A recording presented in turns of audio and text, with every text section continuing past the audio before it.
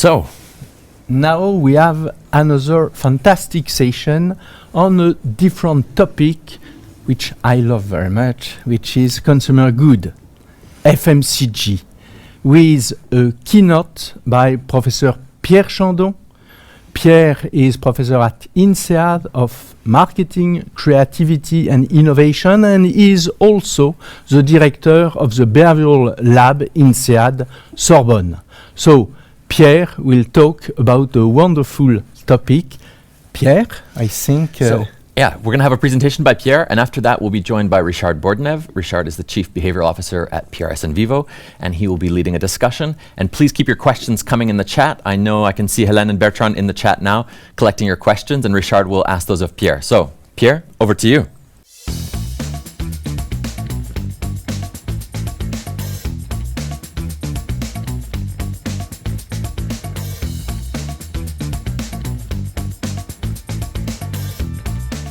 Hello everyone, it's a great pleasure to be here today live in the studio of BVA with Eric and Ted and Richard and everyone. My name is Pierre Chandon, I'm a marketing professor at INSEAD, and I've been actually involved with BVA for almost 20 years, and also with PRS IN VIVO in a previous life. And I'm delighted to talk about a really important question, which is what works if you want to change behaviors in consumer goods. We'll talk a lot about food because that's my specialty. I'm half French, half Italian, go figure, I care about food. And the question is really, what kind of interventions, what kind of nudges really work when you try to get people to change? And in the context of FMCG, we know that change means changing habits. So what's a habit? It's something we do mindlessly because it worked in the past. If you send SMS to people and ask them, what are you doing right now? And what are you thinking of right now? Only 57% of the people will say, I'm thinking about what I'm doing, like me now. I'm thinking about what I'm saying. Most of the time, people are doing something and thinking about something else. I'm driving, but I'm daydreaming about my work, etc. That's the definition of a habitual behavior. It's doing without knowing. And habits, we know this, but it's useful to remind ourselves, are extremely hard to break. I'm sure it has happened to you, but when I lived in London, I knew I had to look on the wrong side of the road because cars drive on the wrong side of the road. So I had a sign on the crossing that says, look right. And I did look right because I'm a rational being. At the same time, though, I could not resist. I did a quick glance left. Why? Because 25 years of living in France and other US, other countries where people drive on the right, had taught me that this is where cars come from. And the sign there, the cognitive sign, the information, was not persuasive enough to prevent me from doing something irrational, which was to look in the wrong way. But that's what habits are. And if you want an example of how strong habits are in FMCG and in the food domain, one of my favorite studies by a colleague, Wendy Wood, who was visiting at INSEAD, she and her colleagues gave people popcorn in the movie theaters in the US. And it was either regular popcorn or stale 2 weeks old popcorn. Now people who don't eat popcorn all the time responded the way they should, meaning that when the popcorn was bad, they didn't eat as much as when it was good, as they should. But look at people who are habitual eaters. These people consume exactly the same quantity of popcorn.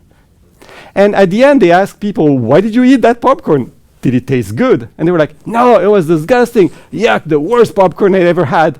But you know, habits, mindless. And we need to remind ourselves of that. It's really hard to change habits because habits are things that worked in the past. It's especially hard to change habits in the food domain, which I'm going to talk about now. So I'll tell you about 3 types of nudges. And there are cognitive nudges that are about giving information to people. Then you have the affective nudges that are about working on the affective element, motivating people, seducing people, the heart, and not just the reason. And then you have the behavioral nudges that actually directly change people's behavior without changing what we believe or what we want. And cognitive nudges, they come from the very normal idea that, well, let's give people information. And let's see, once they have the information, they will do better. I will give you the results of a meta-analysis. So that's an analysis of previously published analysis. we had 299 results from studies which were all conducted, and this is important, in the field, in supermarkets, in grocery stores, in restaurants. Because we know in food, and in many cases, there's a huge gap between what people actually do and what they say they do when we just ask them. That's why I think in vivo, doing things in real life, is so important. And so the cognitive nudges that are about knowing what's healthy and what's not include, obviously, things like descriptive nutrition labeling. Of the 7 nudges I will show you, it's the only one here that did not have a statistically significant effect. You can see here on the chart that while we try to quantify the effect in an ideal world of providing nutrition information, at best per day, you could expect to have 50 fewer calories in terms of intake per day, which is the equivalent of 5 sugar cubes. That's why we have the sugar cube scale here. And other cognitive nudges, such as moving from descriptive nutrition to prescriptive with traffic light, good, bad. They're more effective, but still not so much, and just making the healthy choice more visible. Front page of the menu, eye level on the shelves, overall, all of these things, maybe 8, 7 sugar cubes a day. And it's not because they were poorly designed, because we know that you can tell people and they can be persuaded. There's a very famous study around eating 5 a day, 5 servings of fruits and vegetables. It worked. Before the campaign, 8% of Americans knew that. After that, it moved to 35. That's pretty good. But it's not enough. If you look at the impact on behaviors, which is what we're interested here in today, there's absolutely no effect. That's why I like to say that healthy eating is not a knowing problem. You and I know what we're supposed to do, the basic things. You know, I know, I'm supposed to drink water. I'm supposed to eat fruits and vegetables. I'm not doing it, not because I don't know, but because I don't really feel like doing it. And just to give you one more example, in the FMCG world, I was part of this huge, there's a €2 million study funded by government and companies, where we tested 4 front-of-pack nutrition labels, including Nutri-Score. We had 120 people who went and actually physically put 1.9 million stickers in 60 supermarkets. And when we tried to find the results, this is what we found. So to find anything, we had to categorize the options in the category as either high, medium, or low in terms of nutrition, or unlabeled. That's what you see here on the x-axis. On the y-axis is the change in purchasing in those stores that had the label compared to the control stores. And the good news is that the top third of products did see a 14% increase in sales. Okay, cool. The bad news is there was absolutely no effect on the medium and the bad products. And this is a pattern that you can see regardless of which system you use. So the British multiple traffic light, same idea. It was less effective. That's why we said Nutri-Score is the winner. And the worst part is, even though we had a vastly, really huge study, the effects were really tiny. If you compare the effects in the real world to the effects of the same study, which was conducted in a lab, well-made, people were actually buying stuff in the lab. What we found is the effects in the real world were 17 times smaller than in the lab. Not 17% smaller, 17 times smaller.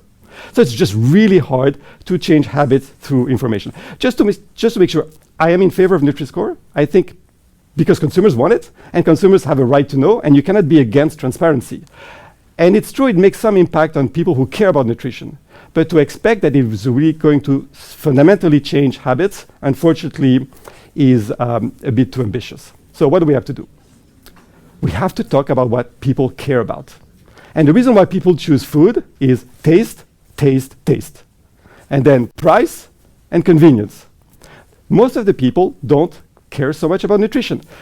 Do you know what is the percentage of British consumers who follow the British dietary guidelines fully?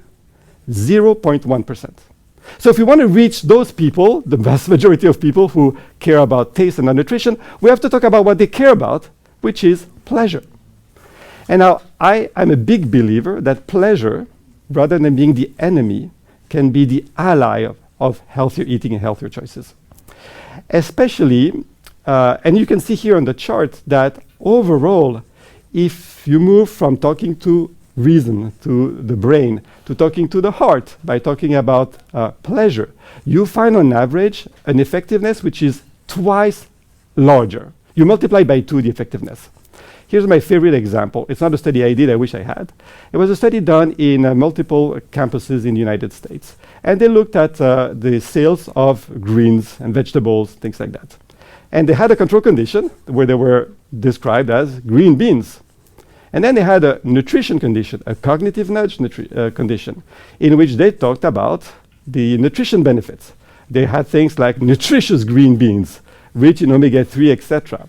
The result? A 21% reduction in the amount of vegetables sold.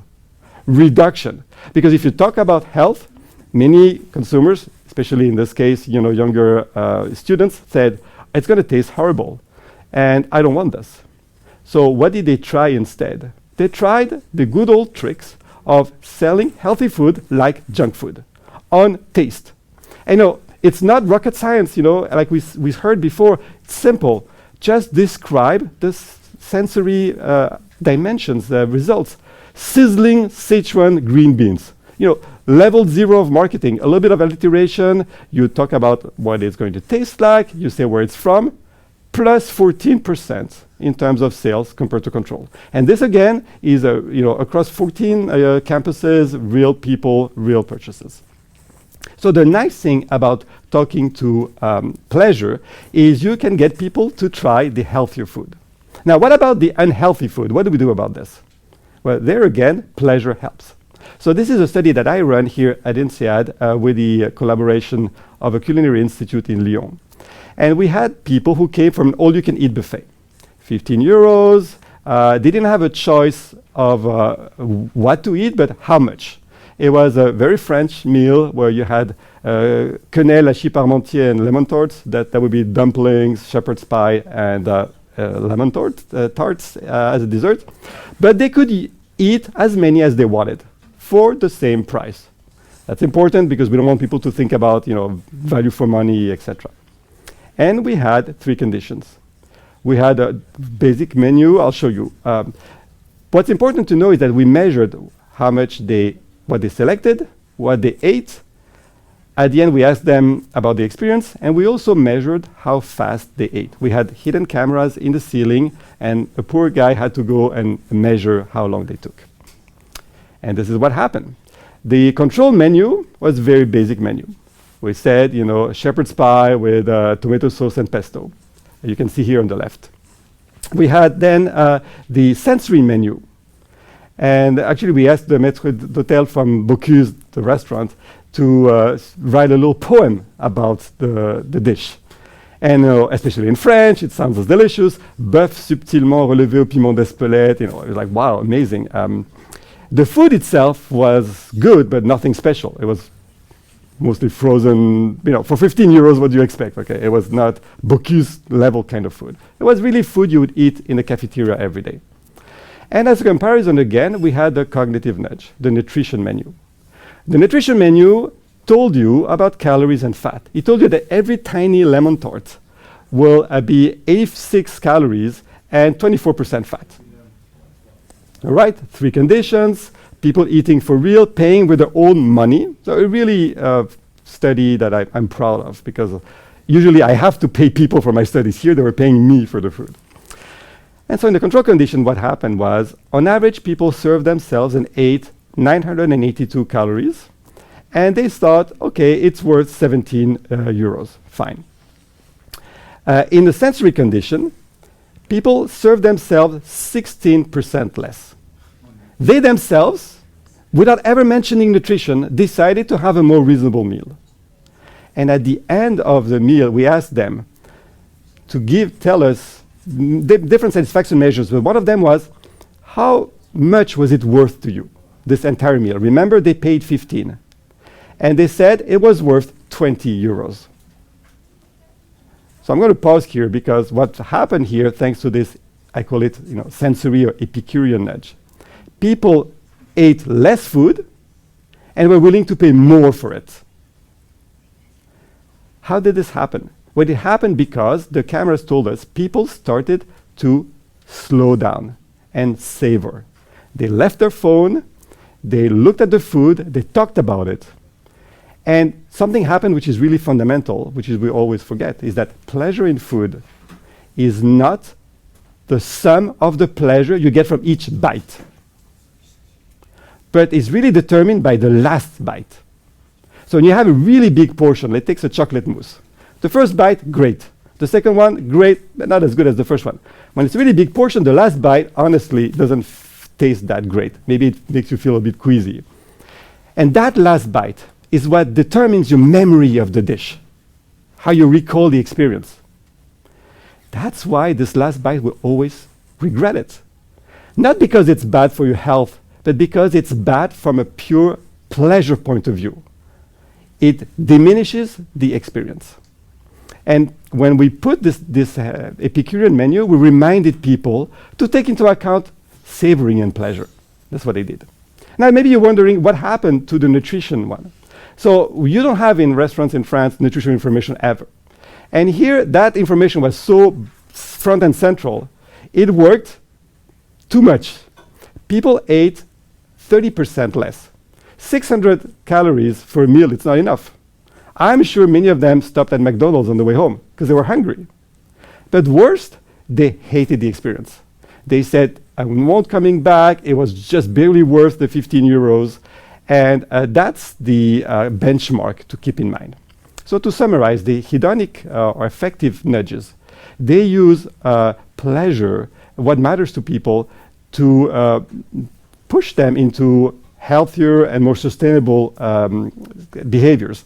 And I think they're part of what I call a stealth intervention, where we try to nudge people into what's better for the planet and for us, without ever talking about the planet or their health, talking about what matters to them. Okay, now what about the third type of nudge, the most effective of them? I call them behavioral nudges. The hand, These are nudges that are trying to change people's behavior without changing what they think or believe or know, unlike cognitive nudges, without changing what they want, their motivation, without seducing them by saying these are sizzling Sichuan green beans, but just by changing the environment of choice. They're really the pure nudges. They're really at a psychomotor kind of physical level. That's why you have the hand. That's why you can call them manipulation as well. I don't shy away from the term because obviously it's important to take into account mano, the hand, manipulation, but we have to remember that these decisions have to be made at some point. And so the question is, are we going to make them in such a way that aligns health, business, and pleasure, if possible? Or are we just going to let them be chosen just to maximize short-term business impact? What am I talking about here, concretely in the case of food? I'm talking about interventions that make the healthier choice the easier choice. The good old idea. Nothing, totally new here, but it works. What do I mean by that? For example, when you're in a buffet, you put the healthy food first. So people serve it on their plate, and the desserts only at the end, when the plate is full. Or on the tray, same thing. It's still a nudge in the sense that people are still free to pig out and eat badly if they want to. That's important to keep that, okay? Otherwise, it's not a nudge. On the tray, you could retrace your steps, go back to the beginning of the line, put back the carrots, but it's inconvenient to do that. And so people don't do it. In supermarkets, you could cut the fruits, peel them, put them in an easy to eat way, and these are convenience. And as you can see, with convenience nudges, across the 299 studies we looked at, you can expect to have a 20 sugar cube or 200 kilocalories difference, which is way bigger than what we have with other nudges. And the most effective nudge of all is actually around portion size. 32 sugar cubes. Overall, behavioral nudges are 3 times more effective than cognitive nudges. And why? It's very simple. we have much weaker preferences for how much to eat than for what to eat. I know I don't like broccoli. Good luck trying to make me like broccoli. But how much dessert am I supposed to eat? I don't know. I want a normal. I want a normal size. I want a normal glass. I want a normal cup. The thing is, consumers determine how much to eat much more based on the environment, the supply. It's really the sweet spot in food where we can achieve this elusive triple win for health, business, and pleasure. Because the whole idea, and I'll go back to that later, is we can go back to what used to be normal sizes. Take sodas, okay, or you go to a fast food restaurant. In France, for example, you have a choice between small, medium, large. The small one has a kid on it. So if you're an adult, probably thinking about, okay, either the medium and the large. The thing you may not realize is that the kids' portion in these fast food restaurants is way bigger than what used to be a normal portion for an adult. For the first 70 years of its existence, the Coca-Cola company, same with Pepsi, only had one size, 19 centiliter, 6.5 ounces. If you wanted more, you bought 2 bottles. In the 60s, they introduced the larger size, 16 ounces, 44 centiliter. And it was advertised as large enough for 3. Today, 16 ounces is advertised as small. So it shows really how we don't really know what's a normal, what's a small. And this small, medium, large, they're not the same across countries. A medium-sized cup in the US is larger than a large-sized cup in France. And if you've been to a 7-Eleven, you've seen these humongous cups called the Big Gulp. When it was launched in the 80s, they did not believe in it. They thought, who in their right mind wants a 1 liter portion? It was so effective, so successful, that they soon introduced the Super Big Gulp, and finally the Double Gulp, which is 190 centiliters. I'm going to pause here to make us realize we went from 19 centiliters to 190 times 10. And the fact is that even if you are not going to select the Double Gulp, you think it's crazy, it's too big. The fact that it exists changes your definition of what's a normal size. So what do? We have to go back to what used to be normal sizes, but it's hard to do that. Why? This is because we are bad at estimating quantity. No one really reads the quantity, milliliters or ounces, etc. And in studies we've done at INSEAD, for example, we told people there's 37 M&Ms in a small portion. Can you guess the number of M&Ms in the other portions? And people were incentivized. The closer to the truth, the more money they made. People took it super seriously. It's a fun thing. And what you can see here on the chart is that, of course, we don't expect people to be accurate. But if you believe in wisdom of the crowd, people who are too high will compensate those who are too low. And it should follow the 45-degree line. On the x-axis, we have the true number of M&Ms. On the y-axis, we have the mean estimated number of M&Ms. And this is what happened. You double the size of M&Ms. Even when people are trying really hard, they don't see them. If you double the size of an object in general, what we find is that you increase the perception by 50 to 70%, not 100%. So here we have half the M&Ms in the large cups are just invisible to the eye. And this is lose-lose, because consumers don't see them, so they don't want to pay for it. Once it's in front of them, like the popcorn I discussed, they eat it, and and no one wins. So you might think, let's reduce the number of M&Ms. And we tested that. We had the exact same quantities, but now we start from the big one. I'm telling you there are 592 M&Ms in the large one. Guess the number of M&Ms in the small ones. And we were shocked by the results. You can see this in blue because the blue line follows the 45-degree line almost accurately. People thought the small one had 38 M&Ms. They were 1 M&M off. So what we found was that people underestimate increases. They don't see the increase that you guys give them. But when you try to remove it, they see it immediately. And then they complain, and it goes on TV. And maybe we'll talk about shrinkflation. Why is that mystery? It's actually very simple. Because when you increase something, people have one number they know, the original size. And it could go up to infinity, When you decrease something, you start from large. You know it can't be less than 0. So you have 2 benchmarks to work with. It's an interpolation between 2 points and not an extrapolation from 1 point. And it's easier. People make less mistake. So what do? There are many things I've studied. I will just mention one in the interest of time, which is my latest one, my favorite one. I call it partitioning or segmenting food. It's basically cutting the food in smaller portions. People have found, for example, if I give a bowl of pretzel in one condition, and in other weeks it's a bowl of half pretzels, people eat 41% less when they're half pretzels. But they could eat as many as they want, remember. Why? Maybe because they think I'm supposed to only eat one. I think there's another explanation. And I'll demonstrate with you by asking you this question. Try this on your screen. Which portion of bread has more bread? Which photo, which loaf? The one on the left or the one on the right? If you're like most people, 2/3 of the people said the one on the right. And in reality, it was the one on the left. Why? And this is my last result. Because people think about quantity by counting the number of slices and disregard the size of the slices. Okay, so wrapping up, if you want to break habits, if you want to influence behavior, talk to the hand or the heart, not the brain. That's what works. I'll stop here. Thank you very much. And I'm sorry I have to cut you with a nudge.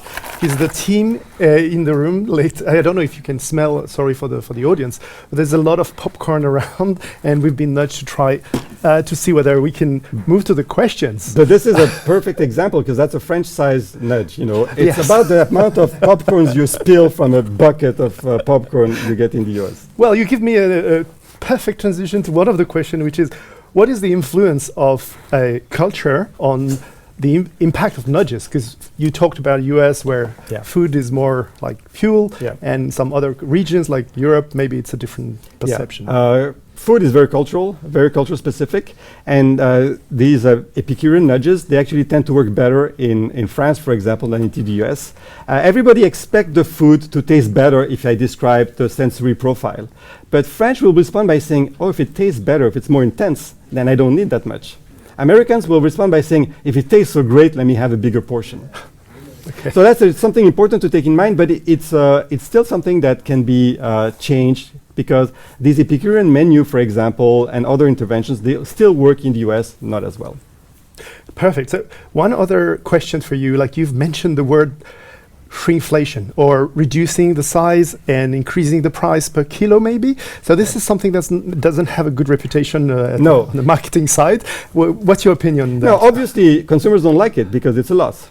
But the question is, would they prefer a price increase? Here's a thing, everybody falls for that. In terms of price per kilo, what is worse? A 33% increase in price or 33% reduction in quantity? People think it's the same, but it's not. A 33% reduction in quantity is equivalent to a 50% increase in price. You can see it by saying, imagine I increase the price by 100%. That's bad news, right? You double the price. But imagine I reduce the quantity by 100%. Okay, there's no food left, it's worse. So that's one point. The other aspect, I think, the reason why shrinkflation has a bad rap is because it is hidden. It's not announced. You know, it's at the back of the pack somewhere and it's trying to fool you, and that's bad. Of course, consumers don't like to be fooled. Consumers especially expect that quantities somehow are regulated, which is not true except for wine and alcohol. But if you present it based on what actually is good for people, in terms of, you know, this is the pleasure pack, this is not the tiny, smaller pack we just rip you off. I believe it has a place to play, a role to play, especially if it's not just alone, but in addition to a premiumization of the offer. Perfect. Well, you've mentioned a word that actually is in one of the questions, the word transparency. Does sharing with consumers what you're trying to do, is it improving the effectiveness of a nudge, being more transparent? Not necessarily, and I think it's a really good question because we know, for example, that companies that try to position the food as being healthier, sometimes it has backfired because for the reasons I mentioned, if it's healthier, people either think, oh, it's going to be disgusting, or they overcompensate and they eat too much, which is not what we want. And so I think we have to realize that it can be better to reformulate the food and then you announce it later. Of course, it's not hidden, you have to be transparent about it, but you don't make a big deal out of it. And later, many companies went and said, oh, we removed fat from our mac and cheese, and we saved billions of tons of fat, and no one noticed.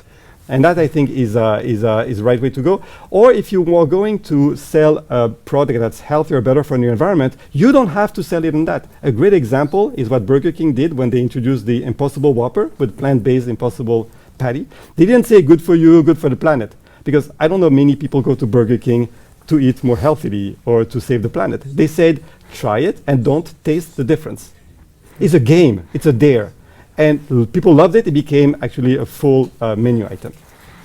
Okay, in the interest of time, the last question for you. Someone is asking, do you have example of where affective or sensory nudges work outside the restaurant, like something for more in the shelf? Yeah, so it's obviously more difficult because you don't have as many touch points, but we also had these studies where we just described the food using sensory terms. Forget about, talking just about protein and omega-3. Talk about the texture, talk about the aromas, talk about the different layers of taste. Just go back to what's supposed to be the core part of food, and we find that people expect the product to be more delicious. If you add some rituals where people eat more slowly, then you have a win. Thank you very much, Pierre. Thank you, everyone, and I think we can move to the next part of the conversation. Thank you, Richard. Thank you. Great. Thank you. So we're going to stay on the topic of fast-moving consumer goods and food, and again, hear from some more practitioners. So we're honored to welcome Christel Adam, who's a Consumer and Culinary Experience Director at KRAFT HEINZ, Binit Kumar, who's the Assistant General Manager and Category Head of Oral Care at DABUR India, one of the leading fast-moving consumer goods brands in South Asia, and from V Ramanathan, who's a CMI Senior Manager at UNILEVER. They will share their perspective and experience on an exciting topic, navigating moment of truth, how behavioral science boosts FMCG performance. Richard, over to you, and if you want to ask questions, remember you could use the chat.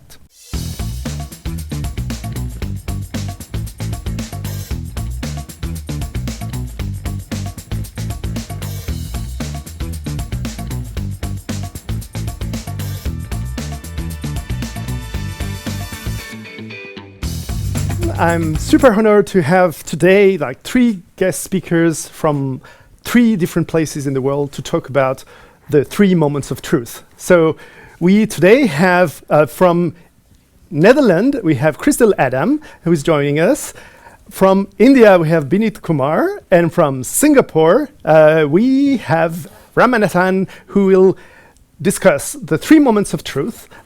For those who are not familiar with FMCG, this is an expression that expresses the journey of the consumer. So the first moment of truth is when a consumer enters the stores and the shopper picks a product from the shelf. So how do behavioral science help in making that successful for marketers is one big question.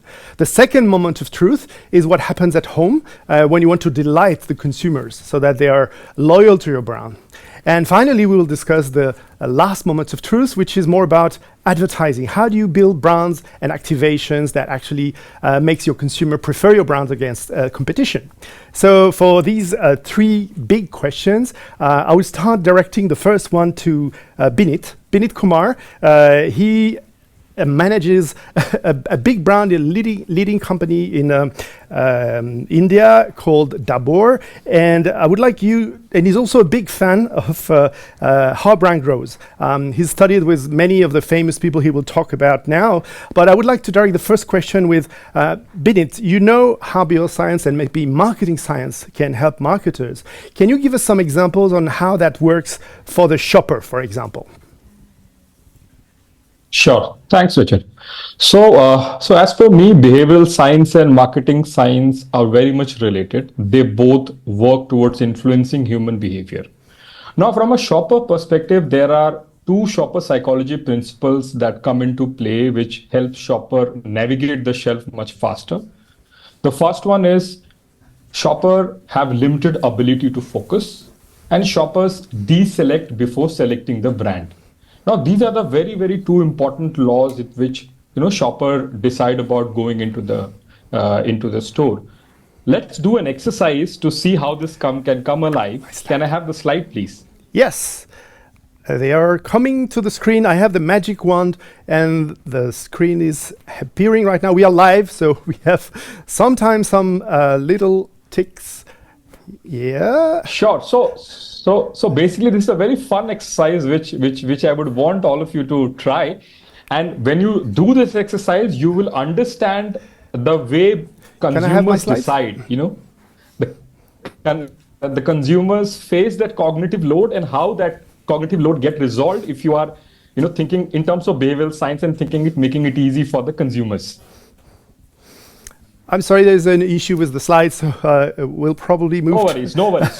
So basically, what I intend to say is that, like in consumer decision making, for shoppers also, it is very important that you create certain way of representation inside the shelf, as a result of which they are able to decide about what to choose and how quickly they can move about. Okay, yeah, here it is. Hey, sorry, you can go. Okay. Go ahead. Sorry. So now, so please select a film you'd like to watch. Okay. Can I move to the next slide? Yeah, please. Now select a film you would like to watch. Now in the second scenario, you suddenly would realize that it has become so much simpler for a consumer to decide about what to choose. Now similarly, in the store, you have, there are companies which do beautiful things like creating a brand blog or creating a planogramming. That is what makes consumer decide about buying anything very fast. This also ties into the marketing science, which talks about strong physical availability, which is all about having the right presence of the product, having the right SKU, which will serve the need of the product, and the most importantly, the prominence on the shelf, wherein the brands need to talk to the consumers and disrupt their autopilot mode. And probably that is the reason beautifully how behavioral science and marketing science can come together and solve a shopper problem. Excellent. So now I can feel myself into the front of a shelf. But when we're not in the shelf, like how do laws of behavior help prefer or choose brands? Like how can you use behavioral science to make your brand chosen against competition? Sure. So here I think consumers are not rational. Most of the times they are either rationalizing or they are relative beings. And when you talk about relative beings, it's more about how a context will come in play in terms of their decision interface.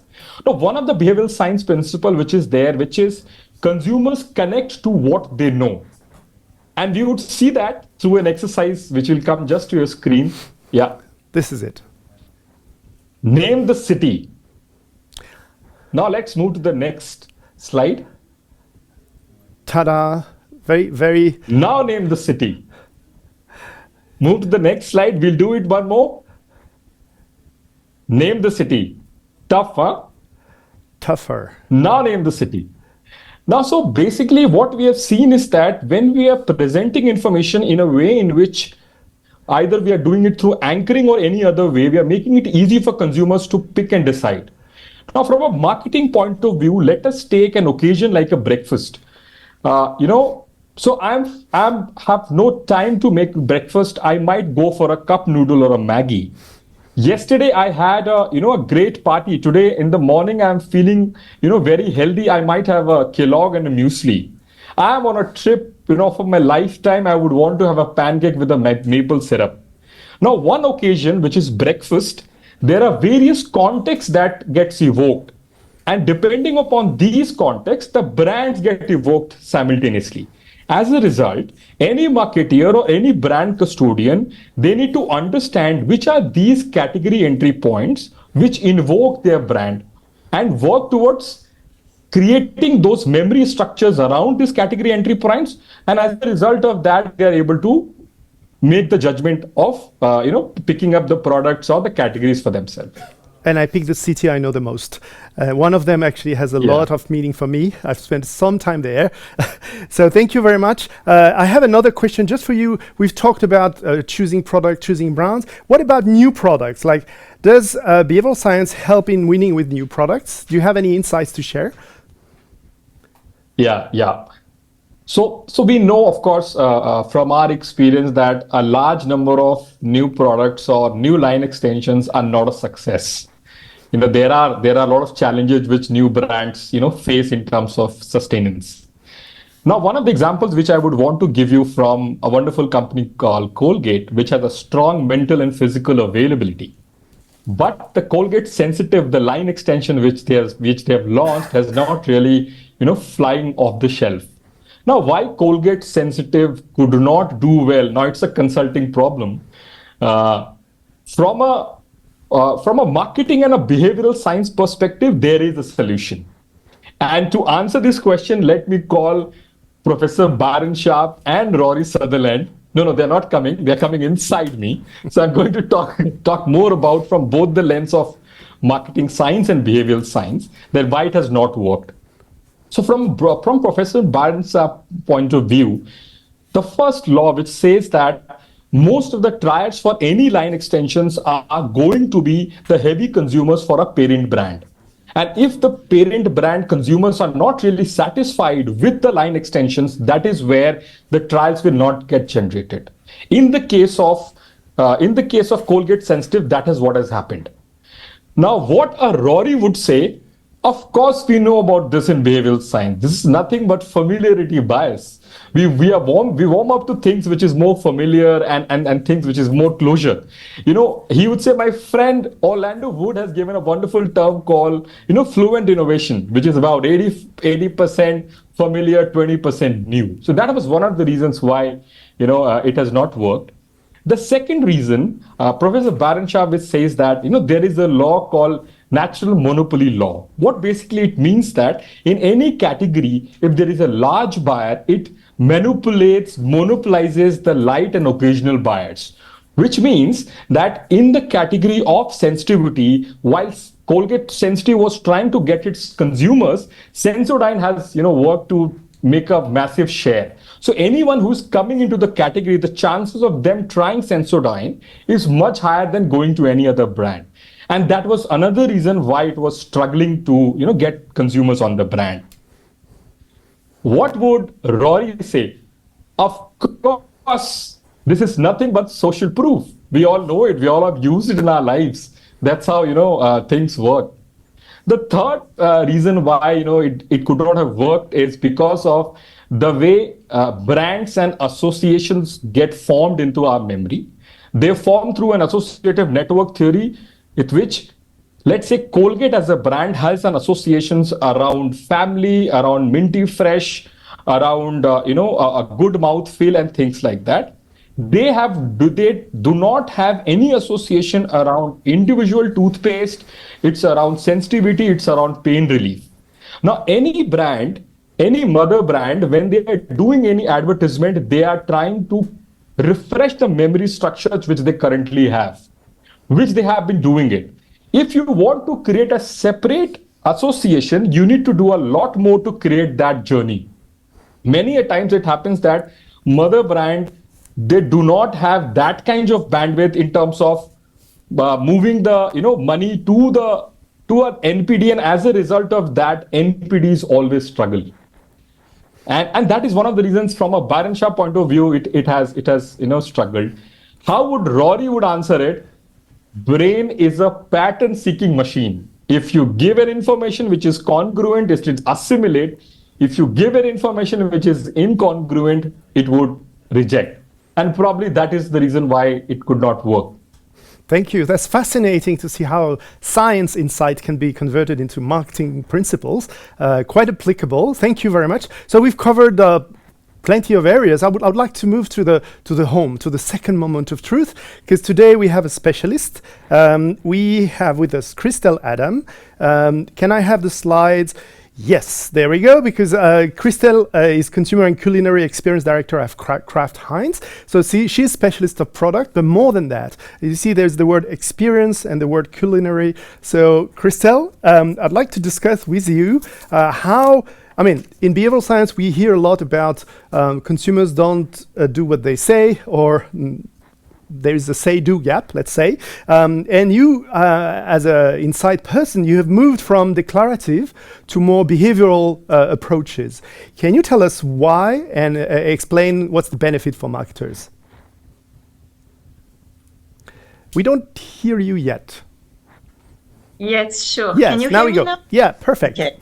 So, indeed, I mean, I think that one of the key principles of moving from, I would say, declarative to declarative and behavior, because you still use both in association, is indeed the fact that we know that people don't do what they say, or they don't say what they do.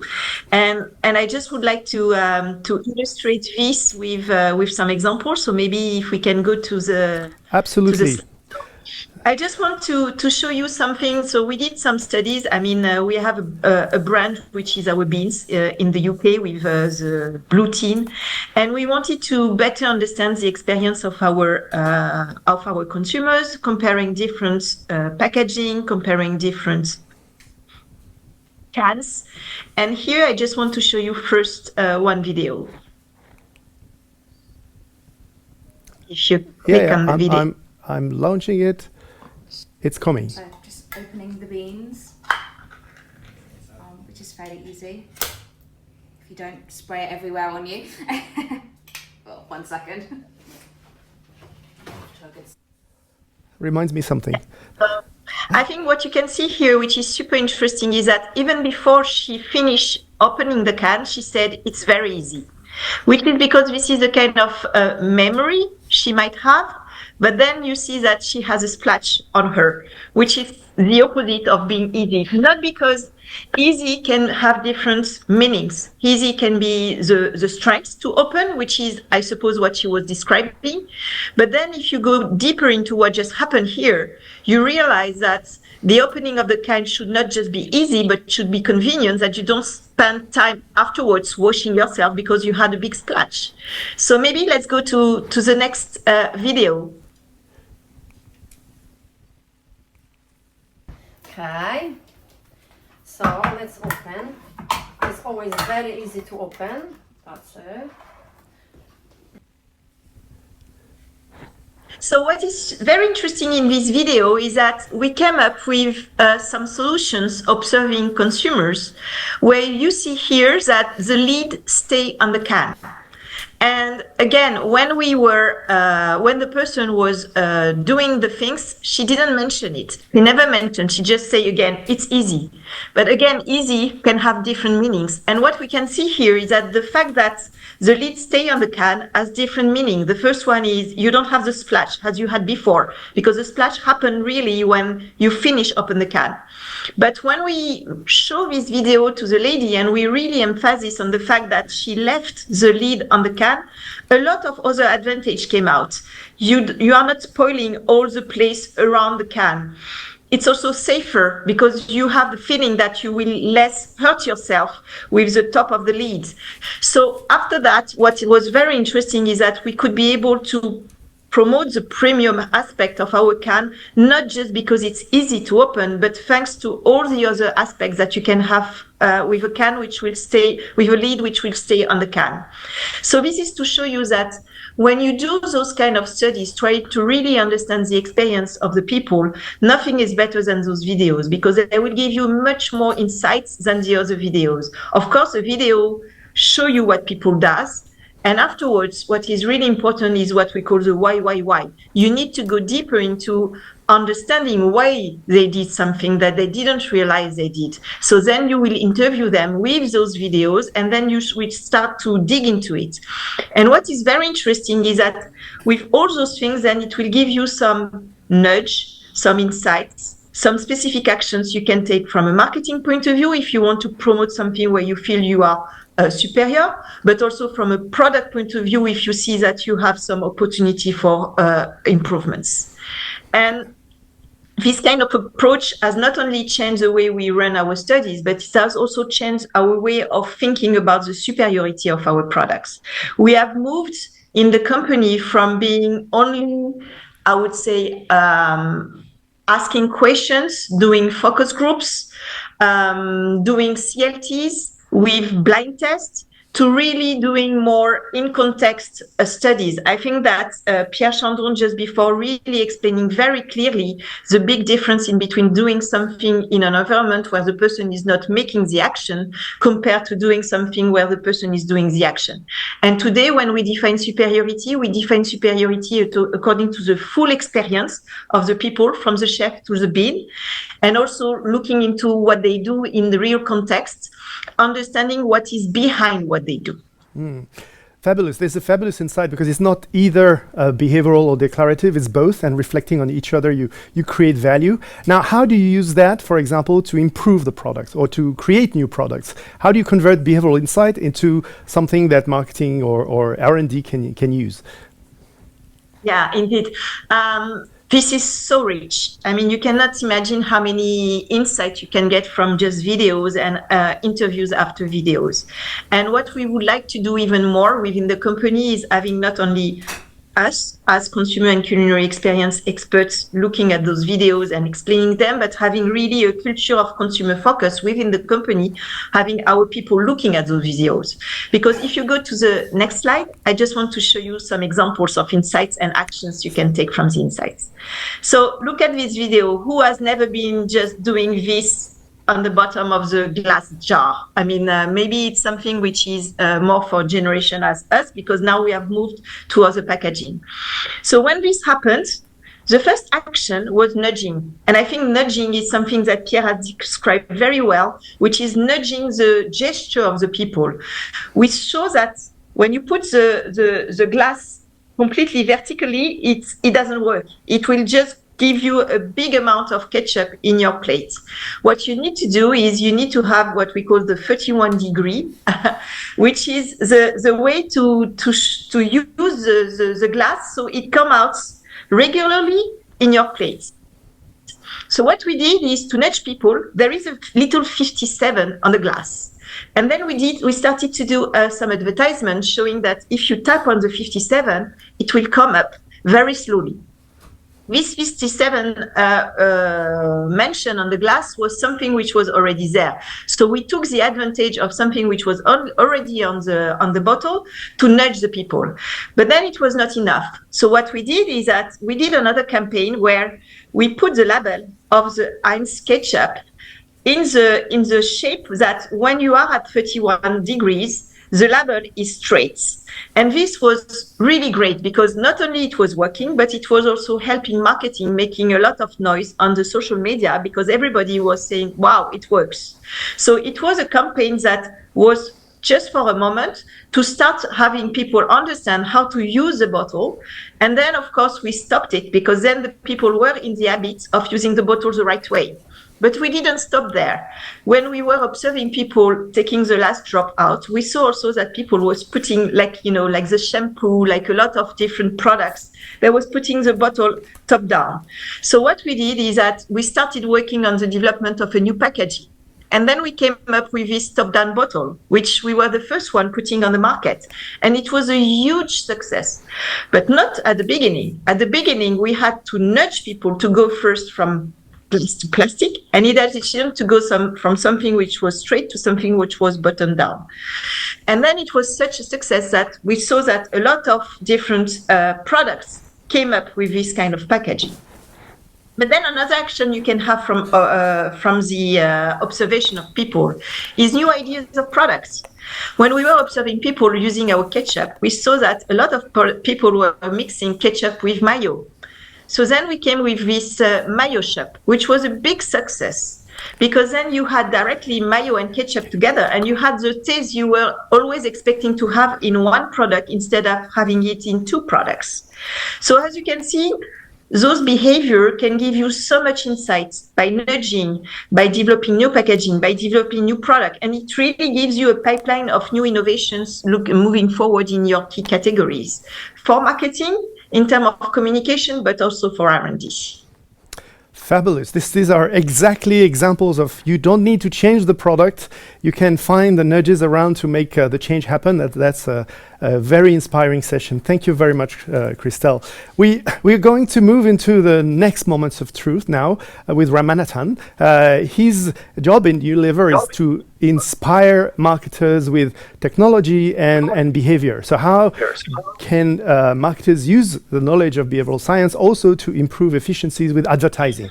So we're going to discuss with you, Ram, some thinking around advertising and behavioral science, because I know you've recently written a paper around why System 1 and System 2 can sometimes misinterpreted by marketers. It's something that everyone knows if you've read Kahneman and if you're a bit into behavioral science, but how does that apply to advertising?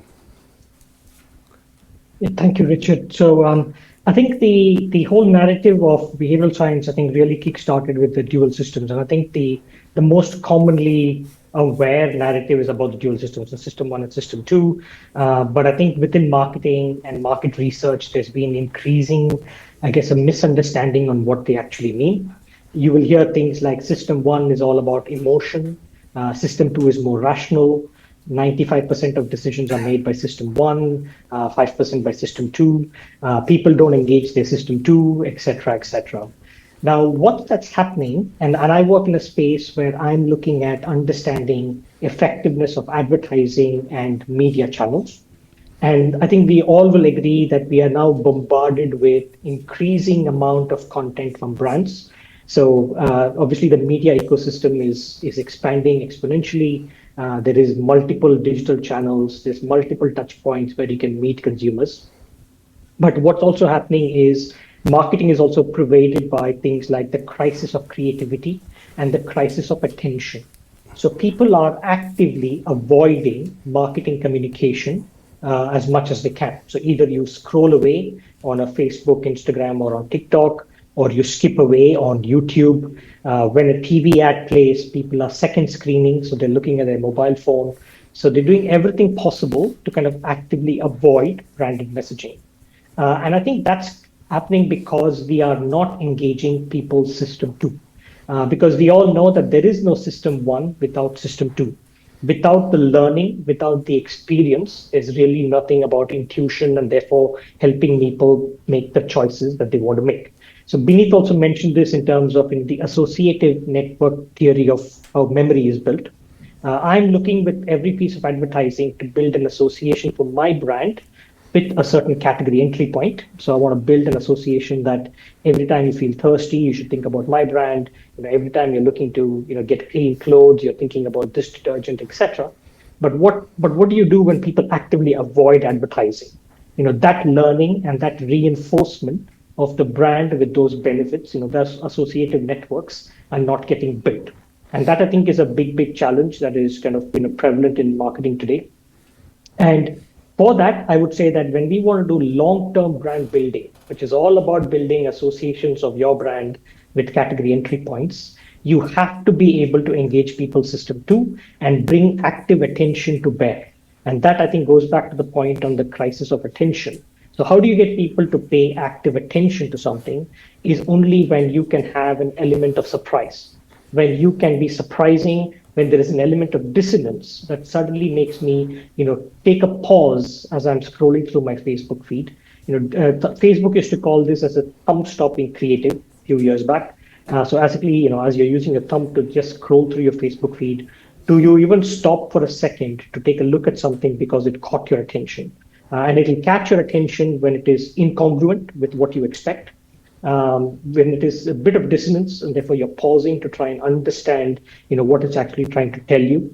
And therefore, a lot of the behavioral, science principles in terms of, how you can engage that element of attention, kind of come to bear in the service of creativity. I think the biggest challenge in marketing today, and if you can look at the first slide, is essentially the sea of sameness. My slides. And this. Yep. Sorry. And this has been talked about in, not just in CPG, of course. There's a very good article called The Age of Average by Alex Morel online, where you see the same kind of imagery pervading, multiple categories. So car designs are starting to look the same. Even city skylines are starting to look the same. Coffee house designs are starting to look the same. And if you take a look at the the visuals on the slide, this is just me copying multiple images from just a Google search on saying just hair advertising. And if I remove the brand, what you see is you can't make out which brand is for which visual. And this is resulting in kind of low attention, but also high brand misattribution.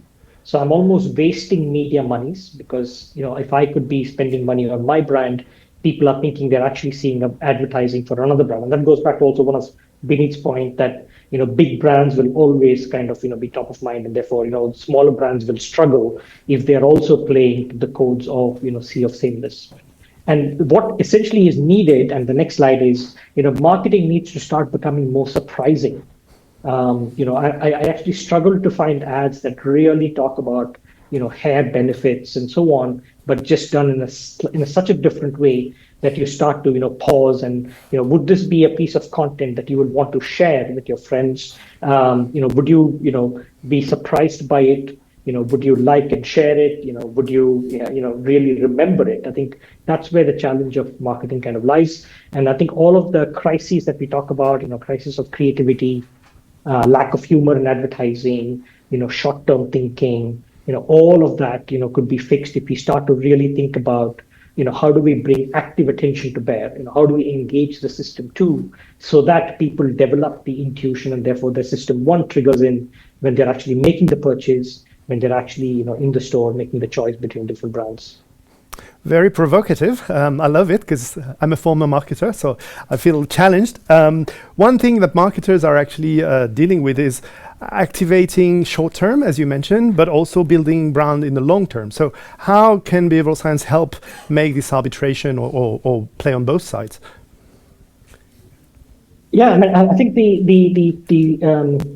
and there's a lot of debate on, can you do both in one piece of advertising? Can I do both long-term brand building and short-term, sales in one piece of advertising?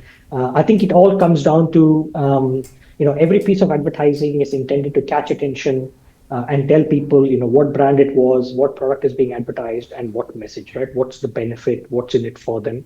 So ultimately, consistency of, brand execution plays a big role in long-term brand building. So even if I'm doing an advertising on Facebook that is intended to just convert, so they click and buy, do I have my consistent brand cues, my consistent brand elements present even in that lower funnel conversion piece of content? And then in my long-term brand building video on YouTube, for example, do I still allow people to complete purchase if needed? So is there a call to action? And is there a link that is embedded in it? So if people do want to complete the purchase, it's possible to do. So you're using every single touch point, and certain touch points will over-index on long-term brand building and under-index on short-term sales.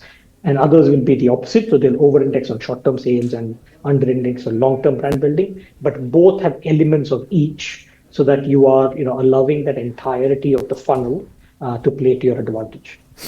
Perfect. So I have one last question for you, and we're also going to take the questions from the audience. So you can please type your questions. There will be some 10 minutes in the coming moments. But there's a lot about the role of emotion in advertising. How do you think this is playing a role in terms of efficiency? Do you think, there is something to learn from behavioral science to make it something efficient? Absolutely, and I think many times you'll see people, taking again the wrong approach when it comes to embedding emotion in advertising, because then you go down the route of saying, I need a long form emotional story. So think about the Super Bowl ads from many years ago with Budweiser, right? I think we all will remember the puppy ad, the friendship with the horse, very emotional. I had people, watching it and crying, in the office. But 3 years of that advertising, and Budweiser, basically said, that kind of advertising did nothing for beer sales, right? So they don't do that kind of advertising anymore. And I think that's where it's critical for us to also be very clear on what is the role of emotion in advertising. Emotions play two roles. One, they help you catch attention. When I feel something is really emotional, I'm more likely to bring my system to bear, give active attention to it. But it also means once I've given you my attention, you are telling me something that is relevant for me. I see a clear role for the brand. I see a clear role for what benefit it offers, or how it works, or what the product has, or whatever that is. But there's a very clear role in building that brand now that you've caught my attention. And the other part that emotion plays is it embeds things in memory better. So when I've had an emotional experience, I'm likely to remember it. And that again goes back to the point that the emotional high points in an ad should be ones where your brand is very prominent. And you need to be able to use that to your advantage, that you're getting attention, but your brand is also present in those moments of high emotion. So people are building those associations and they're likely to remember you after that experience as well. Thank you very much, Ram. I move to the question, and there's one for Christel asking, how do you get people to accept being observed, and how do you enter homes? So in a very short answer, so we can take more questions. Yeah, I mean, most of the study we do with agencies. So they have specific panel, and there are some agencies which are really specialized, I would say, in videos, because it's not just about the entering in the home of the people, but it's also about making sure that they know how to film themselves. They know what will be the task to be delivered. So there are specific agencies, and they have specific agreements, I would say, with those consumers. Perfect. So maybe we have like 5 minutes to close, so there's something I would like to ask all of you. Now we've heard that launching NPDs can be kind of difficult, like this. The failure is often the rule. If you were to give one piece of advice to marketers on how to improve adoption of new products, how to use behavioral science to make better products, what would be your piece of advice? And I'm going to go through each of you, with starting maybe with Ram. Yeah, so I mean, I think with new products, there's always the challenge of how do you kind of cut through. And for me, the most critical point is, as a marketer, can I answer the question of what problem does this product solve for? So today we all can agree that every category is immensely saturated. There's tons of products sitting on the shelf already. So in a category which has 30 brands of soap, what's the role for another soap that I'm going to be launching? So the more I'm able to do that early work in understanding very clearly, what is the problem that this new NPD will solve for in a category that already has so many products. And the more we are able to keep that as a simple idea, but then also translate that idea at every single touch point, using nudges, using all the behavioral science principles and so on and so forth. But that one core message of people intuitively understanding what problem does this solve for, I think becomes very, very critical in determining success or failure of new products. Perfect. Binit, would you like to build on? Sure. I think the first question which I would ask, from anyone who is launching a new product is that, is there really a need for a new product? Now, consumers most of the times have a repertoire of brands from where they are going to interchangeably use the product. Many a times, NPDs or line extensions is because of any competitive activity, or there is any thought that we want to add this so that there is a new news on the core brand.